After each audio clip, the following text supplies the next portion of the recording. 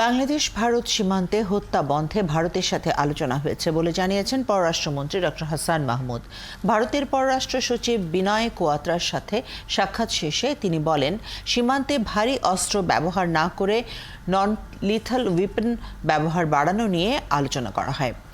তিস্তা বহুমুখী প্রকল্পে ভারত বিনিয়োগ করবে উল্লেখ করে তিনি জানান, প্রথম দ্বিপাক্ষিক সফরে চীন নয়, ভারতেই যাচ্ছেন প্রধানমন্ত্রী শেখ হাসিনা। ঝুমুর বাড়ির প্রতিবেদন। টানা চতুর্থ দফায় নির্বাচিত হবার পর প্রধানমন্ত্রী শেখ হাসিনা প্রথম ধাপে যারা স্বাগত জানায় তাদের মধ্যে ছিল চীন এবং ভারত। প্রধানমন্ত্রী শেখ হাসিনার নতুন মেয়াদের শুরুর দিনই তাকে দ্বিপাক্ষিক সফরের আমন্ত্রণ জানায় চীন। বহুপাক্ষিক ফোরামে চীনের প্রধানমন্ত্রীর সাথে বৈঠকও করেছেন শেখ হাসিনা। তবে প্রথম দ্বিপাক্ষিক সফরে ভারতের বিষয়টি নির্ধারণ হলো বিনয় মোহন কোয়াত্রার ঢাকা সফরের মধ্য দিয়ে।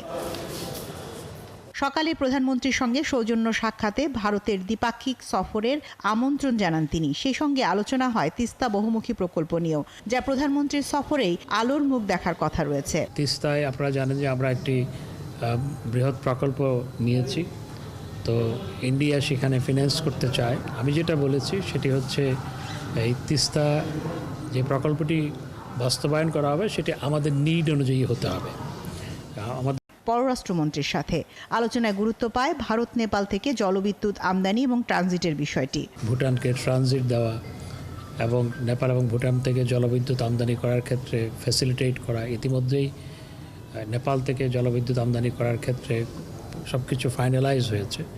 ট্যারিফ নিয়ে সেটিও অনেকটা চূড়ান্ত হয়েছে, সেটি আমাদের পারচেস কমিটিতে যাবে এবং সেটি হলে পরে আমরা নেপাল থেকে 40 মেগাওয়াট বিদ্যুৎ আমদানি করতে পারবো ভারতের উপর দিয়ে।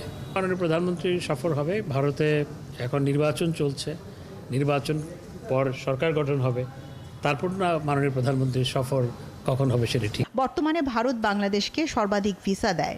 ভিসা প্রাপ্তিতে দীর্ঘসূত্রিতা বন্ধে নতুন পদ্ধতির উদ্ভাবন নিয়েও আলোচনা হয়েছে, জানান পররাষ্ট্রমন্ত্রী। ঝুমুর বাড়ি, ৭১, ঢাকা।